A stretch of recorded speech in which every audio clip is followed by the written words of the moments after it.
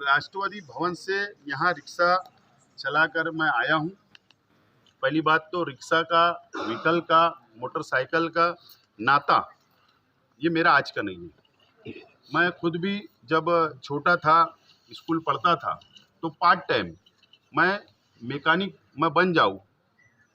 Rickshaw का fitter बन जाऊँ, मोटरसाइकिल का फिटर बन जाऊँ, इसके लिए मैं गैरेज में काम कर चुका हूँ और इसके लिए मुझे इसका पूरा तजुर्बा है कि चाहे मोटरसाइकिल हो चाहे रिक्शा हो। और इसके लिए आज मैं खुद ये बात का मैंने उसी वक्त इन लोगों से कहा था कि मैं खुद रिक्शा चलाते हुए जाऊंगा, लेकिन बहुत अच्छा तजुर्बा रहा। मैंने आपको बताया हूँ कि ये लोग जो मेहनत करते हैं, हम तो 3 किलोमीटर 5 किलोमीटर आए तो हमको एहसास होगा कि कितनी दिक्कत रास्ते में आती है। ट्रैफिक की दिक्कत आती है, ट्रैफिक जाम हो जाता है, कोई लोग गाड़ियां सही ढंग से नहीं चलाते, उनको बचाना है, तो ये दिन भर गुजारते होंगे। तो वाकई में ये लोग अपनी मेहनत। मालेगांव शहर के अलग अलग रिक्शा स्टॉप से ताल्लुक़ रखने वाले तमाम ही रिक्शा मालक चालक, हम लोग ने एक वक्त लेकर आज आरटीओ ऑफिस से हम लोगों ने मुलाकात की और रिक्शा वालों के जो मसाइल हैं, छोटे छोटे मसाइल थे, कुछ बड़ा मसला था, उस ताल्लुक़ से तफसील गुफ्तगू हुई, बातचीत हुई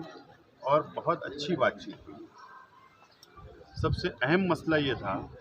कि जो मीटर लगाकर जो पासिंग यहाँ पर होती है, तो दो लोगों ने मालेगांव शहर के अंदर कई वर्षों से अपनी मोनोपोली बना कर रखी थी और जब पासिंग के वक्त जो मीटर लगता था या जूना मीटर निकाल के नया मीटर लगाना या मीटर की रिपेयरिंग करना, इस नाम से अगर रिक्शा चालक मालक उन लोगों के पास जाते थे तो 1500 से 2000 रुपया उनसे जबरन वसूल किया जाता था, जबकि 150 रुपये की पौती इन लोगों को कानूनी तौर पर दी जाती थी। तो ये मोनोपोली ख़त्म होना चाहिए, इस ताल्लुक़ से बातचीत हुई और आरटीओ साहब ने बिल्कुल साफ तौर पर कहा है कि किसी की मोनोपोली ये शहर में नहीं चलेगी। नए एप्लीकेशन आएंगे तो उन लोगों को भी लाइसेंस दिया जाएगा ताकि रिक्शा वालों को कम पैसे में, गवर्नमेंट फीस में इन लोगों का मसला हल हो जाए, नंबर 1। नंबर 2 कि सबसे अहम मसला है जो मालेगांव शहर में पेट्रोल पंप तो बहुत है, पहले पेट्रोल से रिक्शा चला करती थी, लेकिन कंपनियां आई, नई नई रिक्शा लॉन्च हो रही है, वो गैस से चलने वाली है, चाहे सीएनजी हो, एलपीजी हो, ये गैस से चलने वाली चीज़ है। लेकिन मालेगांव शहर में अगर 50% रिक्शा गैस पे चलती है तो यहाँ पर पंप नहीं है, जो गैस का पंप होना चाहिए,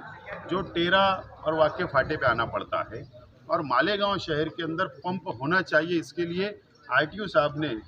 यहाँ के डिपार्टमेंट ने कलेक्टर महोदय को और सरकार को